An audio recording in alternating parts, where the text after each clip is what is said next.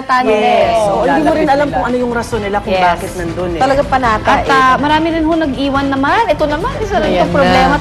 Tambak ng basura ho ang pagpunta naman ng milyong-milyong deboto ng Poong Nazareno dyan po sa area naman ng Quiapo. Yan ang tinutukan naman ni Dante Perelio. Dante!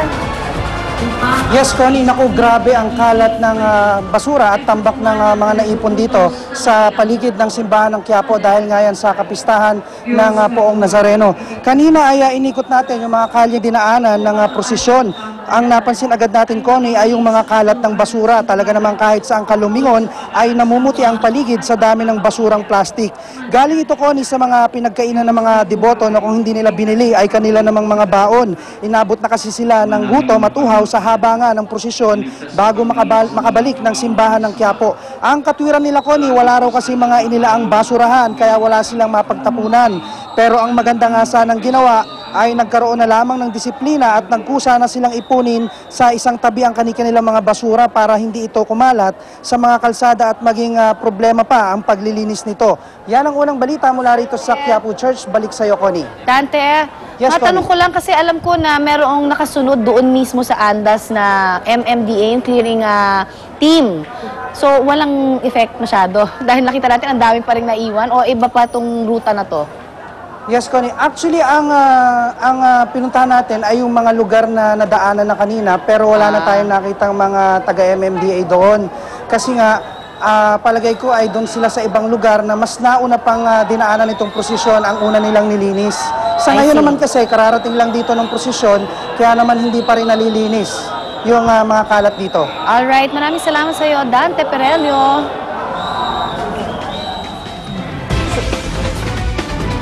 Samantala, doble ang ipinatutupad na seguridad sa posisyon ng itim na Nazareno ngayong taon dahil sa banta ng terorismo. Ayon kay Defense Secretary Volter Gasmin, hindi bababa sa 6 na miyembro ng isang teroristang grupo ang kumpirmadong namataan sa Metro Manila na galing pa raw ng Mindanao. Pero ayaw pa nilang kumpirmahin kung anong grupo ito. At isa raw sa mga posibleng paraan para maghasik ng gulo ay sa pamamagitan ng pambobomba. Katunayan, 2 safe house daw ng terror group sa Maynila at isa sa Rizal ang niraid nitong mga nagdaang araw.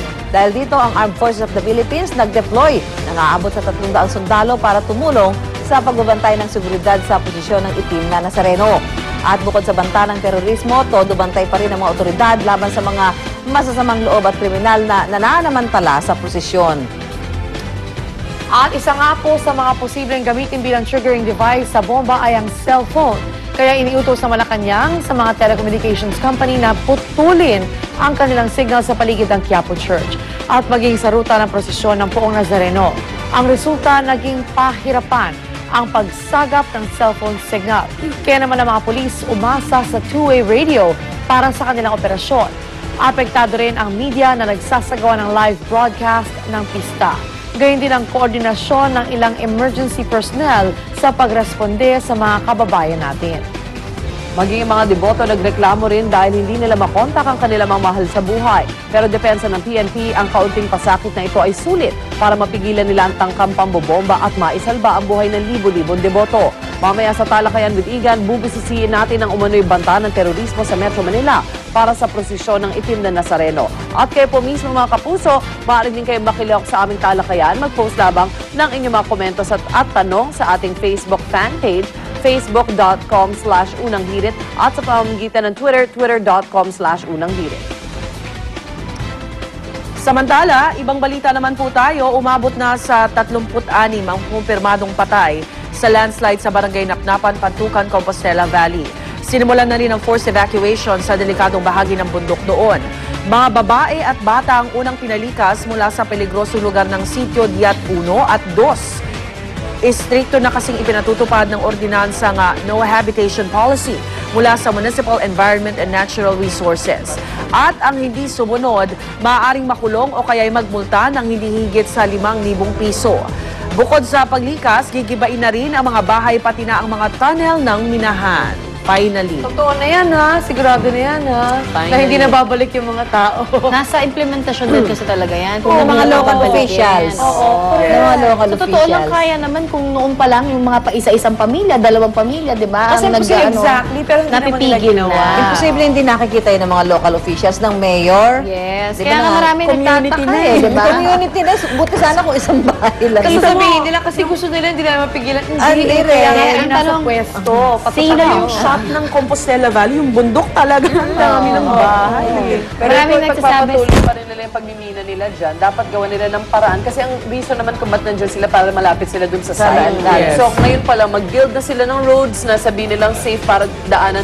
Kailangan mag-uwian sila to make the sacrifice for the safety of their family. That's right. Pero ito kasi mga small, tiny, Small mga scale talaga Small eh, scale oo. sila. Oo, eh, hindi na walang papagawa permit. ng Pagka small kalye. scale, siyempre Permit. napakakumbaga parang Walang low-tech. Low-tech yung Kasi pamamaraan. illegal sila. Hindi sila, wala sila. Wala silang permit. Dahil bawal mag-gina doon dahil ang big companies ayaw Ang din big talaga. companies. Oo, bawal talaga. Bawal lahat. Yes, bawal talaga. Samantala, matapos ang ipinatupad ng oil price hike noong nakaraang linggo, nakaambana naman po ang panibagong dagdag singil sa produktong petrolyo ngayong linggo. Aabot daw ito sa halos 2 piso sa kada litro ng unleaded gasoline at mahigit piso at 50 sentimo naman sa kada litro ng diesel. Dahil daw yan sa pagsipa ng presyo ng produktong petrolyo sa world market na aabot sa 5 hanggang 6 na dolyar kada bariles dahil sa lumalalang tensyon sa Middle East, partikular na po sa Iran at Persian Gulf. Pinag-aaralan na rin ngayon ng Department of Energy ang pagdarasyon sa supply ng petrolyo sakaling maapektuhan pa ng gulo ang supply ng langis. Kasunod po ng pagtaas ng presyo ay ang patuloy na paghingi ng transport groups ng dagdag singil sa pasahe at dagdag singil din sa kuryente. So nakaamba, ibig sabihin hindi pa today, di ba? So kailangan pag-asa tayo lahat. Pwedeng mamaya. Oh no, wag po sana. Bigyan niyo pa yung Tuesday, pagkakataon. Sabi sa inyo, pinapaano lang tayo niyan, tawag ng pinapadama. Yung pagka may rollback. May rollback po ng 25 centavos. Pag alas namin, 2 piso, di Pero ba? ano, wala wala rin. rin. Bunso din ng kasi nga malamig. Well, Diba? hindi naman sila demand. hindi naman sila nauubusan ng rason. Oo, hindi talaga. Samantala, alinsunod sa kautusan ng Land Transportation Franchising and Regulatory Board, simula January 16, papasahurin na ng minimum wage ang mga bus driver at konduktor. Ito raw ay para mabawasan ang kaskaserong pagmamaneho sa lansangan ng mga bus driver na nag-uunahan para makarami ng pasahero at kita.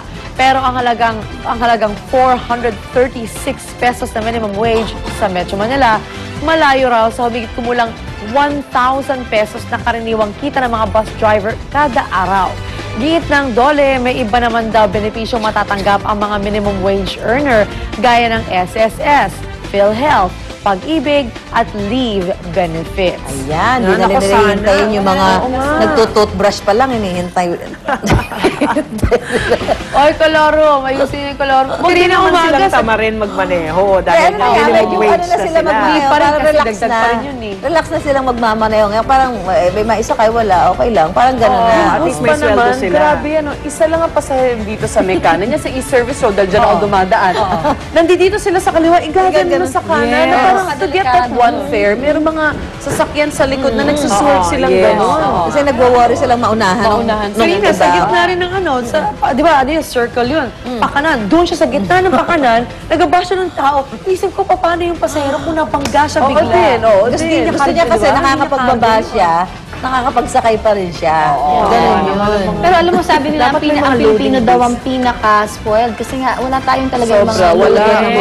Anywhere. Just Anywhere. make para anywhere. Actually, maganda yung naiisip nga ng MMDA na i-elevate yung mga loading base na doon ka lang talaga. Kung Tama. saan, tapos ipapantay doon sa entrance sa bus. Sana matupad yan. Para, kunyari, pag tigil mo doon sa loading bay, talagang kailangan mong pumunta doon kung pasahero ka para makasakay ng bus. Kung hindi, tatumbling ka bago ka makasakay ng sana bus. Lahat ginagawa, correct, lahat ginagawa ng MMDA. Sana yung ano, makasunod naman yung mga tao din, yung mga mananakay, Disiplina di ba? talaga, no? Actually, sila yung mga Disiplina. mananakaw, gusto din lang naman nila makauwi. Pero hindi natin nakasanayan yung magkaroon ng disiplina. Di ba? Okay. Kanya-kanya. Samantala, sa Lunes na magsisimula ang impeachment trial ni Supreme Court Chief Justice Renato Corona at unang agenda para rito ang inihaing motion ng kampo ng prosekusyon na ipinababasura ang motion for preliminary hearing na inihain ng punong mahistrado. Pero malaking usapin pa rin ang paglalabas ng ebidensya ng prosecution sa Statement of Assets, Liabilities, and Net Worth ni Corona. At kaugnay nito, nagsampa na ng motion to contempt si Legal Ethics Advocate Attorney Fernando Perito laban sa prosecution